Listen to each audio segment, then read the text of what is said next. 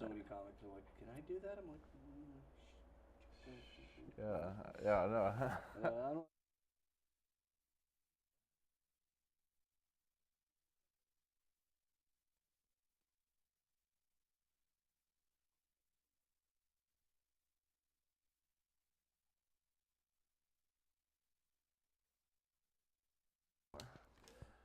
What'd you say? I said get the grandma spell more sound button. There you go. Oh.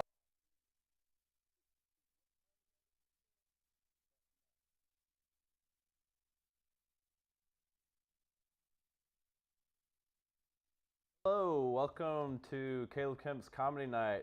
Thank you for joining us so much. We're looking forward to having a great show.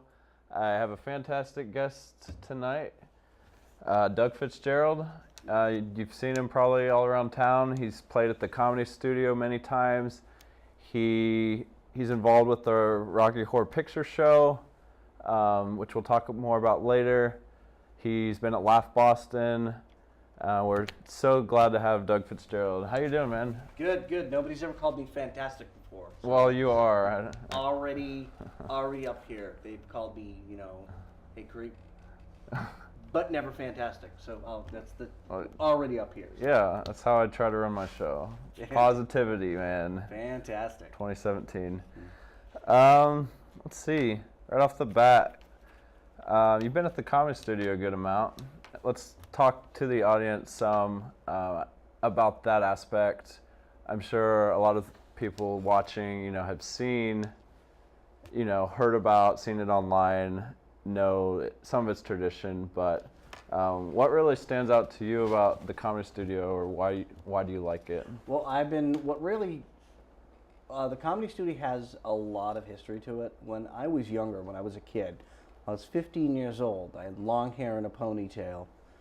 Me and my friends used to collect this newspaper called The Weekly Week. Unbeknownst to us, and they had a coupon it for the Comedy Studio. Buy one, get one free. Oh. And we're cheap kids, so we're like, hell, sure. So we would pack a bunch of 15-year-olds Friday night. We would pack the Comedy Studio. Wow. Like 15 of us. And little did we know, we were getting picked on and made fun of by the writers from Conan O'Brien, The Tonight Show, Daily Show, producers, people that were being eyed by these shows. Nice. Because of the room that Rick Jenkins built. And this is my first, and I used to see Eugene Mirman and Brendan Smalls in a group called P.S. Absurdo. And they did weird sketches. Like, I don't remember I just remember Brendan Smalls throwing bacon at Eugene Mirman and him just yelling, "It's Canadian bacon, it's so salty," and running off stage. Like, I was like, this is amazing. Yeah. And I didn't start doing stand-up until in my early 30s, 33 or something. Mm-hmm. And my first thing is like, I want to do the Comedy Studio. I want to do the Comedy Studio. Yeah. So I worked at it for a year, booked my first date, and I went to a comedy show. Michael have issues. And who shows up right outside? I'm there hours early because I work down the street. Huh. And who shows up right in front to open up but Eugene Mirman? I was like, "Hey, Eugene, you may not remember me." How's it going? Yeah, you remember me, right? Do you remember me from 15 years ago? The little punk kid with the ponytail and with ska band T-shirts? Yeah. I used to go see you guys, you and Brendan in P.S. Absurdo. I'm doing my first show there. And he goes, "Oh yeah, I was just hanging out with Brendan at the Metalocalypse show in Lynn the other night." I was like, wow, in one sentence you went, "I was there, now I'm here," and that's kind of awesome. Yeah. And he goes, and I was like, "Yeah, I'm doing the comedy show for the first time in January." This is like 2007. And he looks at me and he goes, 2007 is when I did the show. And he looks at me and goes, "That's where the magic happens." Taps his finger, disappears like a weird little Santa Claus. It was awesome. Yeah. Wow, that sounds magical. And the fact that I'm doing the Comedy Studio on a regular now is awesome. Yeah. I just love it. Exactly. You grew up with it. You've seen, I'm sure, a ton of other great guys come through there. It's what they do over there. So. Mike Kaplan, Zach Sherwin. He's now working for Epic Rap as a History. Langston Kerman is writing for Insecure. I'm trying to think of his name. Matt Donaher's doing some writing. Jenny Zagrino. Yeah, Josh Gondelman working on Yeah. his second Emmy for John Oliver. Nice. So there's a lot of good history for the Comedy Studio. Yeah, yeah. Rick knows how to breed them over there, so to speak. Exactly. It's Turns them out. yeah. You've done like some character comedy. That's always interesting, I think. It's definitely a unique aspect of comedy. I think, a lot of people don't tap into too much, but what's been your kind of experience with that? Well, a lot of my character work usually comes, I used to do improv for about 10 years until people pretty much said, stop chewing the scene, go do stand-up. But I would do a lot of like weird character work, like I'd lean with my shoulder and there'd be a character that would inform the character, or one of my favorite things is to do cold reads on scripts that I've never done before. You just sit there and go, oh, you play woman too. And I'm like, I think I'm woman one. Sweetie, sorry, we'll talk later. Don't worry about it. And I just dive into this character, not even reading the script before, and they're like, somebody sends you this script? I'm like, no, it's improv.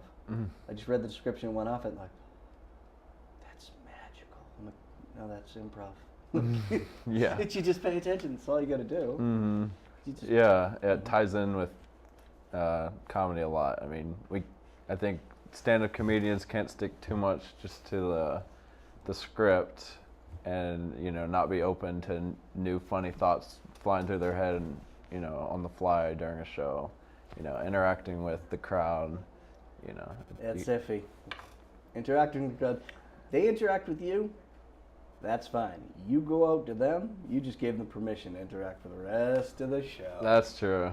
Yeah, I've seen shows get pretty out of control where the crowd thinks that now they're part of the show and like they're expected to be funny, and then it can get awkward pretty quickly. Yep.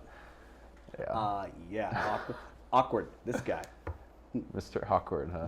Mr. Awkward, yes. You told me a little bit about a time you did a character for a friend of yours who was teaching a class. Oh, yeah, I had a friend of mine who was teaching psychology once. It was Psych 101. She was teaching at Harvard. And she was like, through her brother, found out that I do improv and act. And she's like, I'll pay you, but can you come to my class and pretend to be a mental patient? And she sent me a few videos, and and it was, she wanted me to pretend to be paranoid schizophrenic. So I looked at the videos, and I looked at the way people reacted, and I just did all the tics.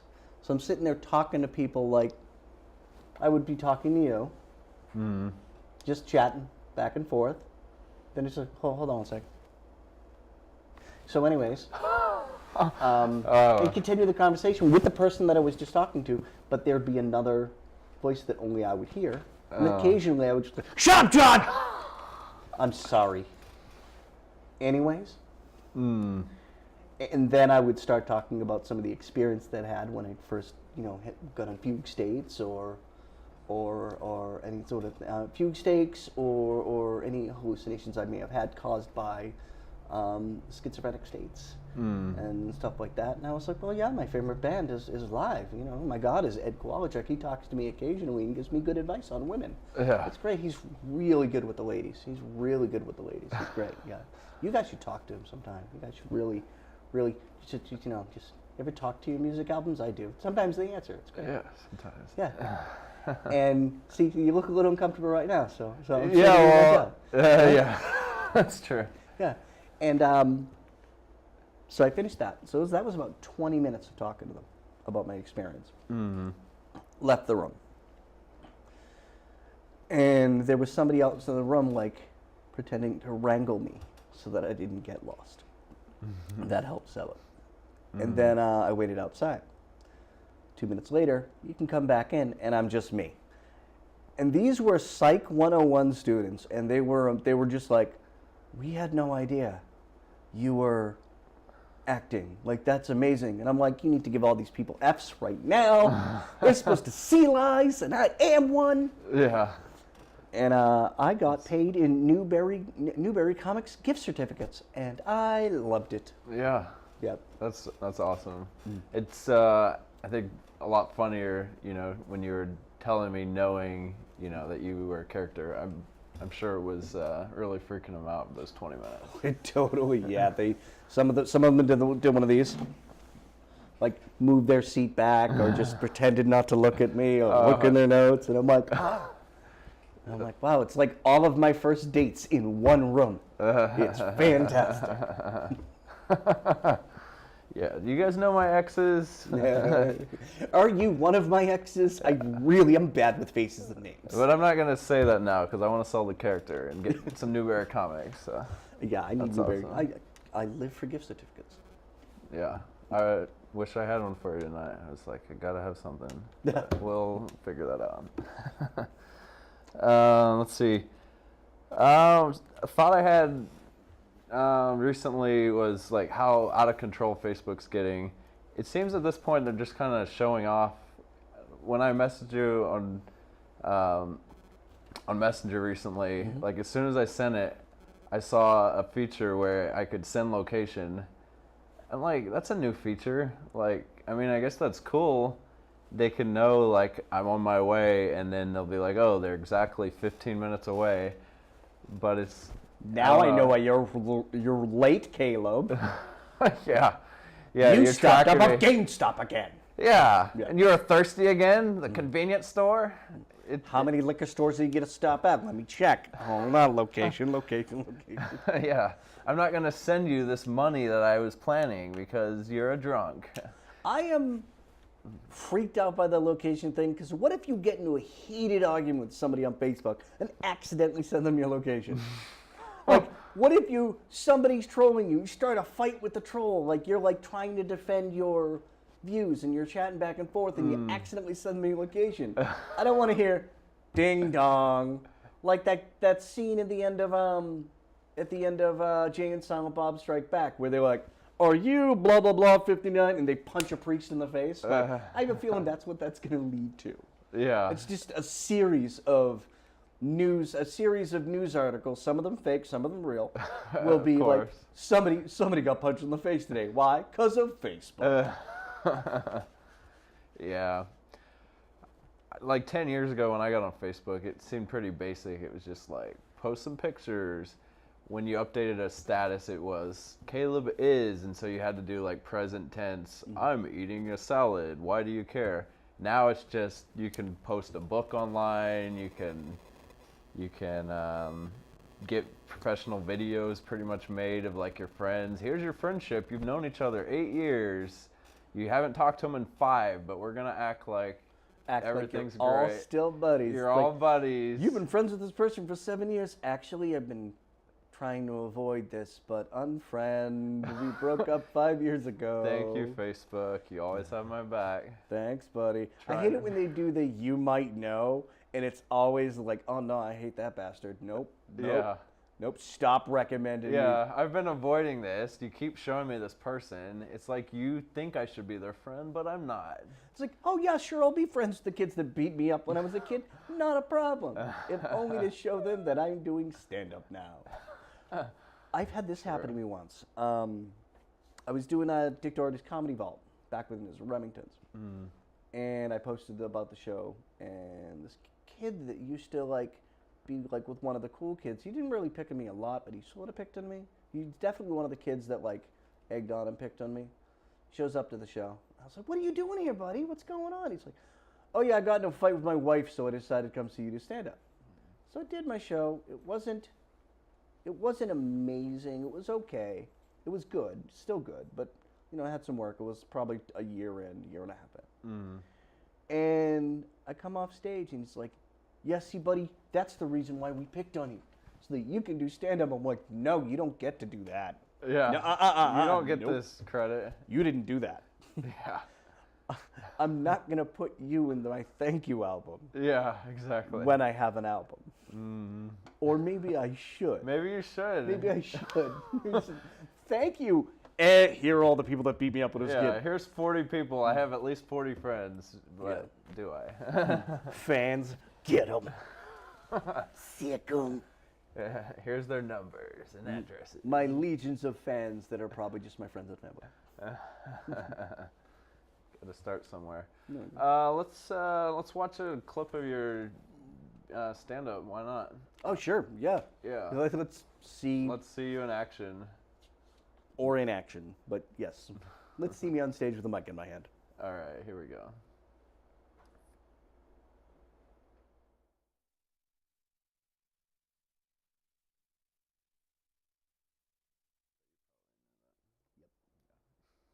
That's the on-air light.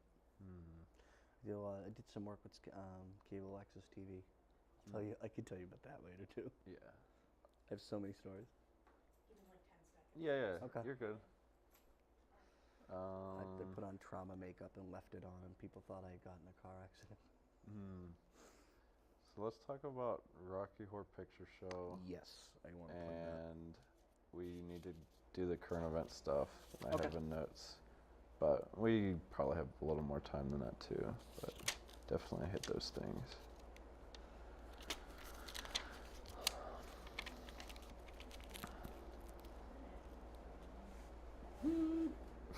It's all good.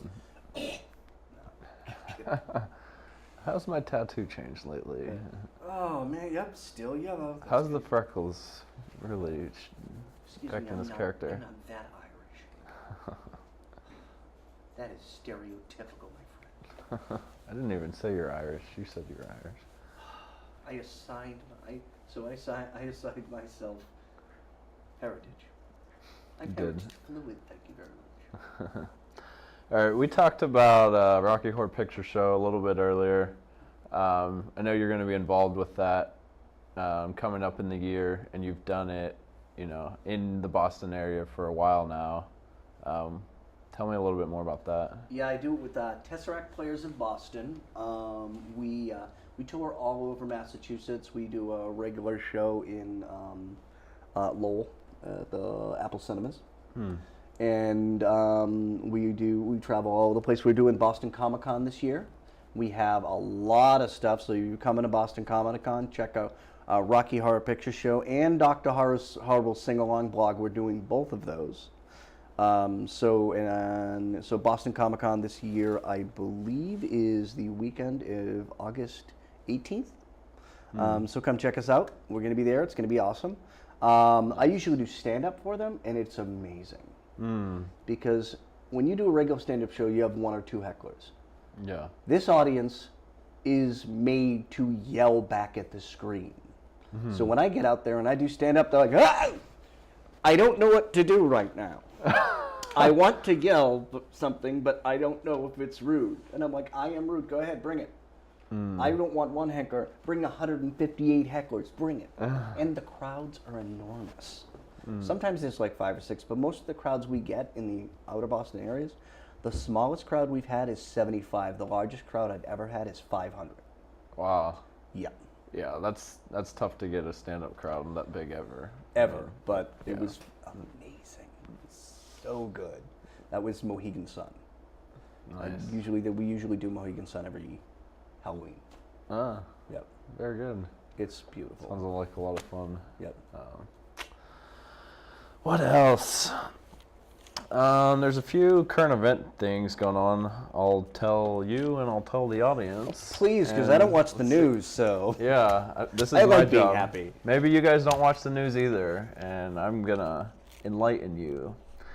So, French President Emmanuel Macron, he met with Donald Trump recently, and apparently they exchanged a 28-second handshake, leaving President Macron visibly uncomfortable, which makes me think, what's up with the double kiss French thing going on?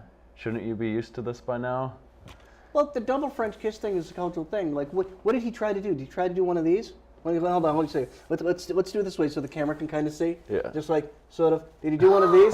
Where he's just kind of like tickling right there? He may have. He's like, hey, just later. I was like, no, you French go. No, you French go. Kind of like tickling the bottom. Yeah. I wonder if he did one of those. Yeah. Or he's kind of like, or he trying to like pass a note. Like, He could have. Dude, hook her up with your friend over there. Tell them I'm not with Putin. Yeah. Or he's like, you guys are like making out practically. I want to fit in with you guys. So. My favorite thing about that whole thing, that whole summit that had, is every picture of him, he's the kid alone at the lunch table by himself. Like, nobody's talking to him. Yeah. It's awesome. At the G20 summit, it's awesome. Wow. Hopefully he makes some friends for next time. What else? People recently were outraged about Bill Maher, what he said online, dropping the N-word and on his show casually. So in other news, thousands of angry white men have said similar things. I'll edit that. I'll do this one over again. The end punchline kind of should be technical. I gotta sell the another news part. So people are mad at Bill Maher for what he said online recently, dropping the N-word. So, also in recent news, thousands of untelevised old guys shared similar offensive sentiments, echoed by their wives, Lucille, saying, "Oh, that again." So, everybody's grandpa, meanwhile, went, "I don't see a problem, though." Yeah. Yeah. Every person in an old folks' home went, "I don't get it." Yeah. Bill Maher's a hero, but you know what? Yeah, greatest generation, right, guys? Greatest generation. He's just saying what he thinks. What's wrong with that? Well, I mean, it is a free country, but True. when a free country doesn't mean what you say doesn't have consequences. True. Yep. True. Free by the government, but not necessarily free with employers. I don't get to just say, screw all you guys, I don't like you. I mean, I could, and that was if I was employed by the station, which I'm not, but, Contracted. You have more freedom, dude. That's true. Get a good contract, get a good lawyer. You can have a free leash. I don't know a lawyer, but I know a guy with a suit. Yeah. That's close, right? Is he me? I have a suit. Maybe. Okay. He might be you. I might be representing you then soon, so I'll give you my card after the show. I'm screwed. But you're all I can afford. So. You got to go with what you can get, man. Fair enough. All right. Well, you said a guy with a suit, so your qualifications aren't too stringent. You do accept payment in saltine crackers, so. I do. Apple juice there, and it's sealed, so it's in the contract to read it. Yeah, now I'm going to get apple juice. Time to go visit Grandma again. It's the only one that buys it. Easy, man. I buy apple juice. I buy saltines too. It's one of my favorite snacks from nursery. I've brought it with me in about 20-some. Oh, here I am offending the host of snack choice. I'm the bad boy. You're bad, man. You're offending probably people at home, my wife, the people in the booth. Hey, apple juice is great, especially when you let it age in your cellar and have it turn into cider. It tastes amazing. All right, well, that's your cup of tea or Well, couple I apple brew juice. beer, so. I brew beer. Close enough. Yeah. Well, I made apple cider once that was 11% alcohol per volume by accident. Couldn't have one. You can only have one bottle. Well, that sounds like a lot. One bottle. Oh yeah, you're done after one bottle. One bottle's like this big. Yeah, that's big. Yeah, it's gonna get you at 6%. Or maybe you have a problem. Maybe, but we won't address. No. A A lot of comedians have a problem. I have a problem. call it a solution. People, yeah, people have a problem. It's comedians just happen to talk about their problems more than most people, I think. A lot of us are more open. Way open. The things I talk about on my stage, my mother's like, "Can you please cut that out of your set?" I'm like, "No, never." Yeah. My mother actually asked me very nicely to stop doing naked comedy and stop telling people that I do it. I haven't done it in a while, which is fine.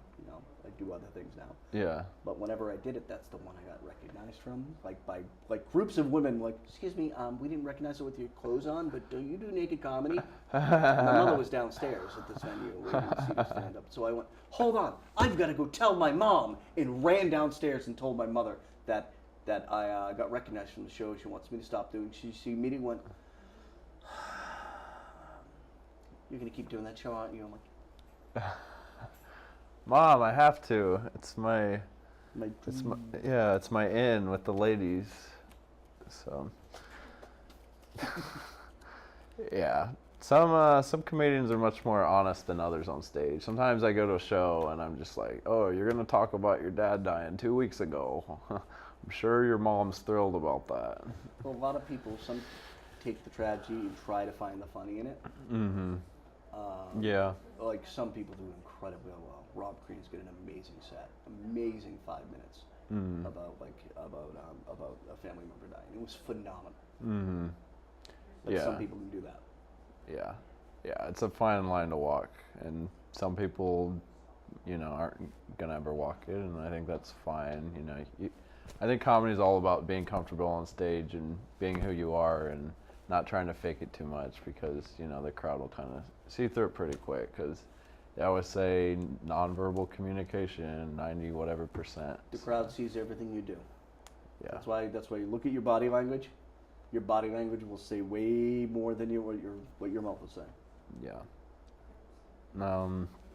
So let's wrap this up. Yep.